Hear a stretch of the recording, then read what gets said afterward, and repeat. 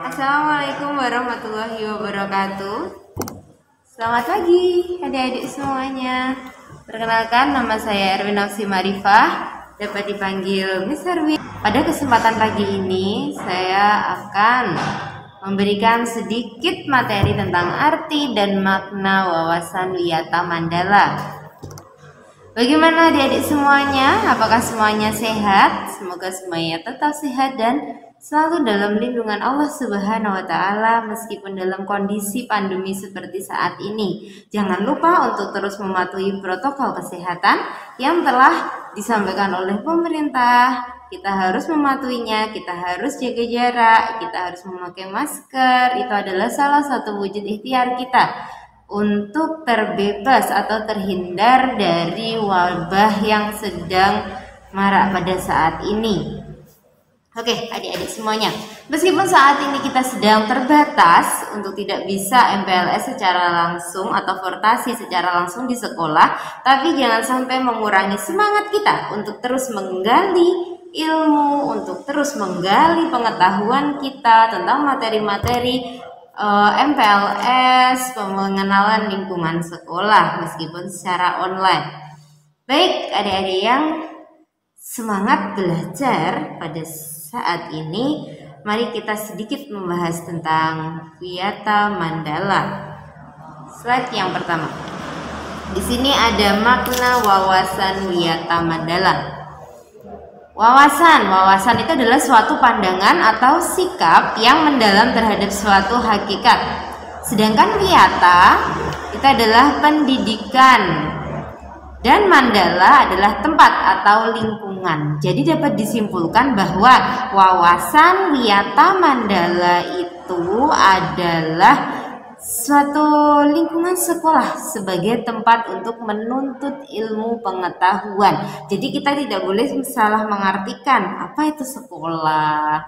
Jadi sekolah itu adalah satu-satunya tempat yang bertujuan untuk mendidik putra-putri bangsa Indonesia untuk mendapatkan ilmu, mendapatkan edukasi dengan pendidikan yang baik, ya. Jadi itulah makna dari Wiyata Mandala. Satu poin yang kedua, sekolah merupakan lingkungan pendidikan yang sudah saya sampaikan tadi, bahwa lingkungan itu adalah satu-satunya yang bertujuan untuk pendidikan, memberikan wawasan, memberikan edukasi, semuanya seputar pendidikan, ya.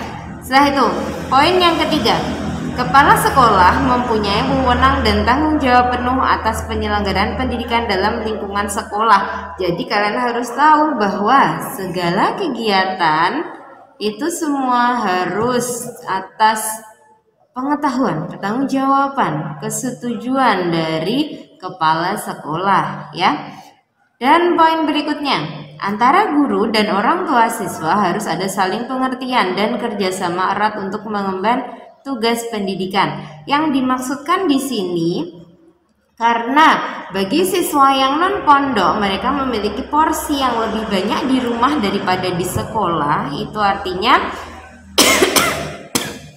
kami dari guru dan juga orang tua harus dapat berperan secara bersama, bekerja sama, ya. Jika di sini di sekolah kami sebagai seorang pendidik itu mengajarkan agama, mengajarkan sholat 5 waktu, mengajarkan baca Al-Quran, dan itu dapat dilanjutkan juga di rumah, yang mana orang tua yang mengarahkan, ya. Bisa sholat berjamaah bareng dengan orang tuanya di rumah bagi yang non pondok, ya. Jadi di situ makna dari kerjasama antara guru dan orang tua. Di sini kami memiliki cara mendidik yang seperti apa. Di situ orang tua yang menyetujui, orang tua yang mensupport, gimana para siswanya, gimana para anaknya kami didik, ya. Jadi seperti itu. Peran keduanya itu sangat penting. Jadi keduanya sama-sama guru sebenarnya di sini, ya. Jadi guru itu bukan hanya seorang guru saja yang di sekolah, tapi di rumah pun orang tua juga sebagai guru kalian. Oke. Jadi anak-anakku semuanya, kita semua harus menghargai, menghormati guru dan juga orang tua kita. Oke. Untuk poin selanjutnya, warga sekolah di dalam maupun di luar sekolah harus menjunjung tinggi martabat dan citra guru. Apa maksud di sini? Jadi kita harus menjaga nama baik alma mater kita, nama baik guru kita juga. Contohnya, jika waktu pulang sekolah langsunglah pulang. Jika di luar berperilakulah yang baik. Ya, kadang ada juga misalkan itu pulang sekolah nggak langsung pulang ke rumah tapi mampir ke warung, masih pakai seragam, masih pakai alma mater sekolah. Dari situ bisa dinilai, oh anak sekolah mana ini, ya kan? Dari situ bisa dinilai, loh kok karakternya seperti ini, pulang sekolah nggak langsung pulang ke rumah tapi mampir di warung. Nah ya kan, itu salah satu membawa nama baik, kurang dapat membawa nama baik sekolah ya, nama baik alma mater ya. Jadi kita harus saling menjaga ya, harus saling menjaga nama baik alma mater kita dan juga guru kita. Karena nanti yang disasar, yang dituju juga adalah alma maternya jika terciduk. Bahasa sekarang terciduk ya. Oke, poin yang selanjutnya. Sekolah harus bertumpu pada masyarakat sekitarnya dan mendukung antar warga. Ya, jadi dalam kegiatan sekolah itu juga memang sangat butuh sekali untuk support dari masyarakat. Karena apa? Kita, sekolah kita itu ada di lingkungan masyarakat. Yang mana jika kita melaksanakan suatu kegiatan, kita mengadakan suatu acara atau event, itu juga terdengar oleh masyarakat yang lainnya. Itu makanya kenapa kok kita butuh dukungan juga antar warga ya. Selanjutnya, sekolah dan fungsinya. Di sini, sekolah merupakan tempat penyelenggaraan PMB, menanamkan dan mengembangkan berbagai nilai, ilmu pengetahuan, teknologi, dan keterampilan ya, itu yang dikembangkan di sekolah. Jadi tidak hanya secara pendidikan yang formal saja ya, tapi non formal juga kami ajarkan dalam bentuk keterampilan. Nanti ada ekstrakurikuler juga dari minat bakat adik-adik semuanya ya. Selanjutnya, sekolah merupakan lembaga pendidikan formal, tempat berlangsungnya PMB untuk pembina dan mengembangkan. Yang pertama, ilmu pengetahuan dan teknologi. Yang kedua, pandangan hidup dan kepribadian. Jadi benar-benar di sini memang kami mengutamakan pemupukan kepribadian siswa. Karena apa? Kepribadian itu dapat terus berkesinambungan sampai nanti kalian dewasa. Jika kalian dapat menanamkan kepribadian yang baik untuk kalian semuanya, maka untuk selanjutnya nanti kalian juga akan terbawa seperti itu. Sesuai kata pepatah ya, apa yang kita tanam itulah yang akan kita panen nantinya ya. Jadi tanamlah segala sesuatu dalam hal kebaikan supaya kita nanti dapat memanennya dalam bentuk kebaikan juga. Oke. Selanjutnya, hubungan antara manusia dengan lingkungan atau manusia dengan Tuhannya. Tentu saja dalam segala kegiatan, dalam segala hal yang kita lakukan, dalam belajar dan lain sebagainya, itu semua kita harus melibatkan Allah Subhanahu wa Ta'ala. Karena apa? Kita hanya bisa berencana, Allah lah yang menentukan. Jadi kita harus terus berdoa kepada Allah. Ketika mau belajar kita harus mengingat Allah. Lakukan segala tindakan, lakukan segala sesuatu itu karena Allah ya, supaya kita mendapat ridhonya, kita diberi kemudahan olehnya, kita mendapatkan ilmu yang bermanfaat nantinya. Amin ya rabbal alamin. Dan yang terakhir, kemampuan berkarya. Jadi untuk adik-adik semuanya yang memiliki bakat-bakat tertentu untuk berkarya, marilah kita tuangkan di sekolah ini ya. Kita nanti mari kita berkarya bersama-sama. Selanjutnya ada fungsi sekolah. Fungsi sekolah adalah sebagai tempat Masyarakat belajar karena memiliki aturan atau tata tertib kehidupan yang mengatur hubungan antara guru, pengelola pendidikan, siswa dalam PMB untuk mencapai tujuan pendidikan yang telah ditetapkan dalam suasana yang dinamis, ya. Jadi dalam lembaga sekolah ini kita tidak bisa asal-asalan, karena kan memang kita punya peraturan-peraturan tersendiri, yang mana contohnya siswa dan guru juga harus berangkat pagi pada jam sekian. Jadi kita harus mematuhi hal tersebut. Karena apa? Kita memang suatu lembaga yang dinamis. Kita adalah lembaga pendidikan yang mana di dalamnya kita memang mendidik. Supaya apa? Kita semuanya tertib. Kita datang in time, ya. Tahu in time kan? Apa bedanya in time dan on time? Kalau in time kita bisa datang berapa menit sebelum waktu tersebut, ya. Kalau on time kan pada jam tersebut, ya kan. Kalau in time itu sebelumnya, jadi kita sebelumnya sudah sampai, ya. Jadi banyak peraturan di sekolah, banyak sekali peraturan di sekolah yang harus kita taati. Tapi insya Allah peraturan-peraturan itu semuanya nanti sangat bermanfaat untuk kita semuanya, ya. Oke, singkat saja untuk fungsi sekolah. Selanjutnya, ciri-ciri sekolah sebagai masyarakat belajar. Oke, untuk yang pertama, ada guru dan siswa. Timbulnya PMB yang tertib. Jadi di situ ada guru dan juga siswa di dalam kelas, ya. Guru yang memberikan materi, siswa yang menerima materi, guru yang mengarahkan, siswa yang diarahkan, guru yang membina, siswa yang dibina, ya. Jadi begitu keterhubungan antara guru dan juga siswa, ya. Yang mana ketika waktu mengajar, waktu memberikan materi, ya siswa mendengarkan, ya, supaya pembelajarannya itu dapat berjalan dengan lancar, materi juga dapat diterima dengan baik, ya adik-adik, ya.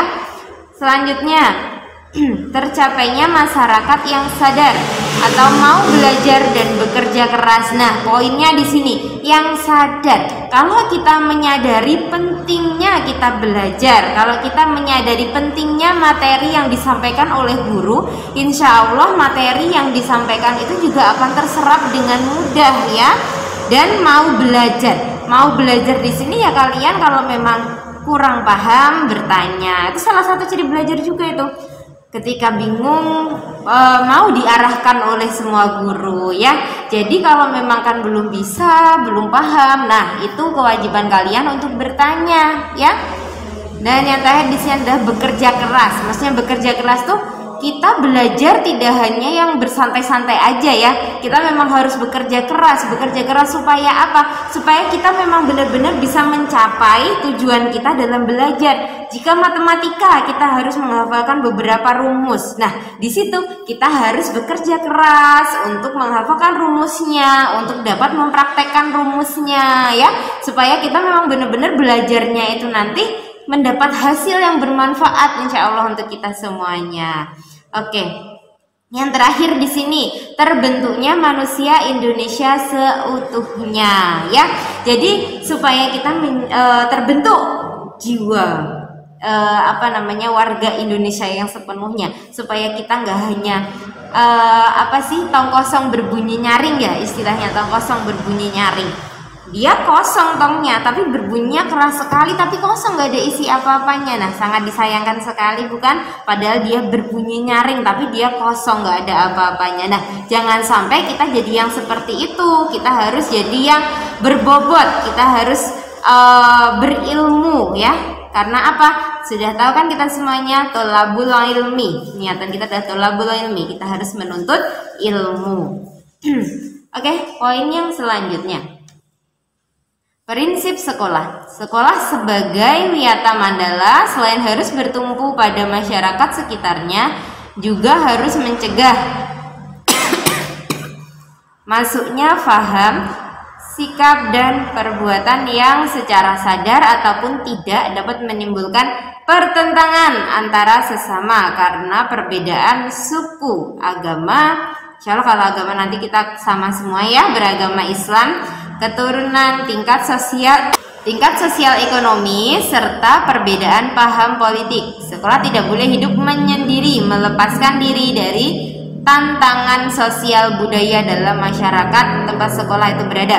Jadi gini pokok poinnya, dalam sekolah, dalam semua instansi, gak hanya sekolah saja, itu pasti memiliki perbedaan masing-masing, terutama dalam perbedaan sosial ya, dan tata cara juga, prinsip-prinsip juga. Nah di situ adalah salah satu tantangan kita untuk dapat melebur, untuk dapat saling memahami satu sama lain. Kalau kita memang punya prinsip masing-masing, kalau kita memang punya satu sosial masing-masing, dan di situ adalah pokok poin kita untuk saling menghargai satu sama lain, supaya apa? Instansi pendidikan ini juga dapat berjalan dengan lancar. Nah, di sini ada juga kesimpulannya. Untuk itu sekolah memiliki prinsip-prinsip sebagai berikut ya. Di sini ada beberapa prinsip yang akan Miss Harun sampaikan nanti. Tapi sebelumnya itu tadi, jadi kita kuncinya harus saling menghargai, kita harus saling menghormati satu sama lain ya. Kita masuk ke jenis-jenis prinsipnya. Yang pertama, sekolah sebagai wadah lembaga yang memberikan bekal hidup. Dalam hal ini sekolah bukan hanya sekedar lembaga yang mencetak para intelektual muda, namun lebih dari itu, sekolah menjadi rumah kedua yang memberikan pelayanan dan pengalaman tentang hidup. Jadi di sini pokoknya adalah sekolah menjadi rumah yang kedua untuk adik-adik semuanya, yang mana memang kalian harus menanamkan niat itu dari hati kalian dan juga pikiran kalian. Ketika niatan itu sudah terkumpul, ketika niatan itu sudah maksimal, maka rasa memiliki, rasa kenyamanan di sekolah itu juga akan tumbuh dengan optimal gitu loh. Jadi supaya benar-benar makna sekolah ini menjadi rumah kedua kita itu benar-benar tertanam pada diri kita ya. Oke, poin selanjutnya. Sekolah sebagai institusi tempat peserta didik belajar di bawah bimbingan pendidik. Pembimbingan lebih dari sekedar dalam bimbingan, peran pendidik berubah dari seorang pendidik menjadi seorang orang tua, bahkan menjadi seorang kakak ya. Jadi di sini memang kami seorang pendidik di sini, kami memang tidak hanya sekedar menjadi seorang guru saja, tapi kami benar-benar berusaha untuk menjadi orang tua kalian, yang mana orang tua yang dapat membina kalian, orang tua yang dapat menuntun kalian di jalan yang benar, orang tua yang dapat mengarahkan kalian. Jadi memang kedekatan di sini memang kami benar-benar harapkan ya, keterbukaan satu sama lain. Jadi misalkan ada rasa yang kurang nyaman, itu dapat disampaikan ke kami para pendidik kalian nantinya ya, adik-adik semuanya ya. Dan poin yang selanjutnya, sekolah sebagai lembaga dengan pelayanan yang adil, merata bagi stakeholdernya ya. Jadi sekolah itu adalah suatu lembaga yang tidak pilah-pilah. Maksudnya pilah-pilah di sini adalah berkecenderungan dengan siswa A, berkecenderungan dengan siswa B, yang hanya baik pada guru-guru tertentu ya. Jadi tidak seperti itu. Kita adalah suatu lembaga pendidikan, kita adalah tempat untuk mengais ilmu, yang mana kita memang harus saling menghargai satu sama lain. Tidak hanya pada teman-teman tertentu saja, tidak hanya pada guru-guru tertentu saja ya, tapi kepada semuanya. Kita merata kepada semuanya karena kebaikan itu tidak ada batasnya. Oke, selanjutnya sekolah sebagai lembaga pengembangan bakat dan minat siswa. Nah, di sini untuk adik-adik semuanya yang punya minat, yang punya bakat, marilah kita kembangkan di sini. Jangan malu-malu. Kita harus be a confident person ya. Kita harus jadi orang yang memang benar-benar percaya diri sepenuhnya ya. Nggak boleh malu, nggak boleh ragu untuk menyampaikan aspirasi, untuk menunjukkan bakatnya di sini. Karena memang ini adalah ladang kalian untuk mengembangkan bakat tersebut ya. Jadi jangan sampai menyia-nyiakan ladang tersebut. Oke. Yang selanjutnya di sini untuk prinsip yang terakhir ya. Sekolah sebagai lembaga pembimbingan potensi di luar intelijensi ya, itu poinnya. Selanjutnya di sini juga ada sekolah harus memberikan perhatian serius untuk pengembangan kemampuan emosional, sosial, kemampuan berkomunikasi dan berinteraksi, kemampuan bekerja sama dalam kelompok dan lain-lain. Jadi memang benar-benar dipupuk ya di sekolah. Selanjutnya sekolah sebagai wahana pengembangan sikap dan watak. Jadi nanti akan ada peraturan-peraturan untuk pemupukan minat dan juga sikap dan juga watak kalian semuanya. Karena memang di sini adalah tempat kalian untuk meluruskan, untuk menata sikap kalian, sikap adik-adik semuanya. Bagaimana kita bersikap dengan baik ya. Selanjutnya sekolah sebagai wahana pendewasaan diri, yang mana nanti memang kita di sini belajar kemandirian ya, itu salah satu pemupukan dari pendewasaan. Bagaimana kita menyikapi masalah, gimana kita mencari problem solving ya. Jadi banyak sekali yang dapat kita lakukan di sekolah. Selanjutnya yang terakhir, sekolah sebagai bagian dari masyarakat belajar, learning society ya. Kalau di sekolah itu memang untuk sosialnya sosial belajar ya. Di sini kita belajar pembelajaran materi, kita belajar ekstrakurikuler, kita belajar kepribadian, belajar sikap yang benar seperti apa, dan masih banyak sekali. Karena di sini memang kita sampaikan bahwa kita adalah termasuk learning society itu tadi. Oke, selanjutnya penggunaan sekolah. Penggunaan sekolah seperti apakah ini? Sekolah sebagai suatu lembaga pendidikan yang diperuntukkan sebagai tempat atau proses kegiatan belajar mengajar, tidak diperbolehkan dijadikan sebagai tempat ajang promosi. Sekolah merupakan lingkungan bebas rokok, penyebaran aliran sesat, propaganda politik, syuting film, kegiatan-kegiatan yang dapat menimbulkan kerusakan, perpecahan dan perselisihan. Ya, jadi kita tidak boleh menyalahgunakan sekolah. Ingat, niat kita adalah tholabul ilmi, berarti kita kesini mau menuntut ilmu. Tidak ada poin-poin ini yang dapat kita lakukan di sekolah. Oke. Selanjutnya, penataan Wiyata Mandala dalam upaya ketahanan sekolah. Poin yang pertama, ketahanan sekolah lebih menitik beratkan pada upaya-upaya yang bersifat preventif.